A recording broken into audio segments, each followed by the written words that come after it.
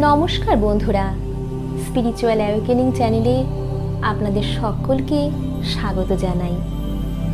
প্রত্যাশার বাড়াবাড়িতে শান্তি মিলবে কিভাবে জানিয়েছিলেন ঠাকুর শ্রী রামকৃষ্ণদেব। যুগপুরুষ ঠাকুর শ্রী রামকৃষ্ণদেবের উদার অমৃত কথা আমাদের পৌঁছে দেয় জীবনের সার্থকতায়।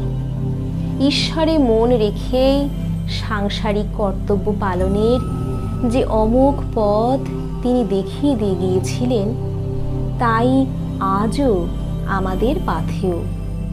সেই কথাই উঠে এসেছে সাহিত্যিক সঞ্জীব চট্টোপাধ্যায়ের পরম পদকমল গ্রন্থে। আসুন শুনে নিই সেই অমৃত প্রসঙ্গ।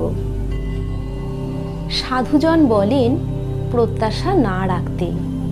সাধুর প্রত্যাশা শূন্যতার কথা দিয়েই শুরু হয়েছিল, কিন্তু আধুনিক মানুষের জীবন সেই প্রত্যাশাতেই আষ্টে পৃষ্ঠে জড়ানো। সংসারের মূল সত্যটা, নিজের পরিচয়টা বুঝতে জানলে ধারণার জট কেটে যায়। ঠাকুরের সেই দর্শন খুব প্রাঞ্জলভাবে সকলের সামনে তুলে ধরেছেন প্রখ্যাত সাহিত্যিক সঞ্জীব চট্টোপাধ্যায়।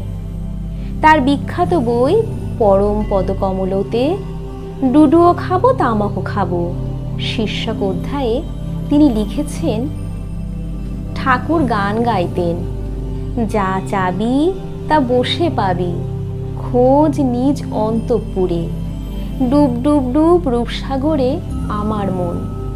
আমরা রূপসাগরে না ডুবে গেছি। আমাদের প্রথম প্রত্যাশা পরিবারের কাছে, তারপর সমাজ, তারপর দেশ, তারপর বিশ্ব। আমাদের প্রত্যাশা শিক্ষার কাছে, রাজনীতির কাছে, প্রাকৃতিক শক্তির কাছে।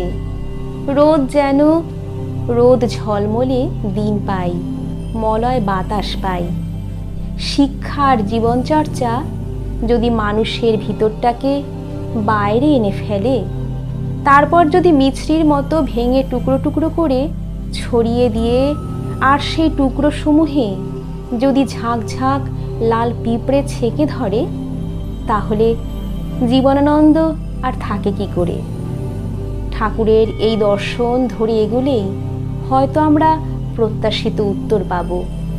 অন্ধকারের উৎস থেকে তখনই দেখা মিলবে আলোর। বন্ধুরা, আজকের ভিডিওটি আপনাদের কেমন লাগলো কমেন্ট করে জানাবেন। আর এরকম ধরনের ভিডিও যদি আরও দেখতে ইচ্ছা করে, শুনতে ইচ্ছা করে, তাহলে চ্যানেলটিকে সাবস্ক্রাইব করে আমাদের সঙ্গে থাকবেন।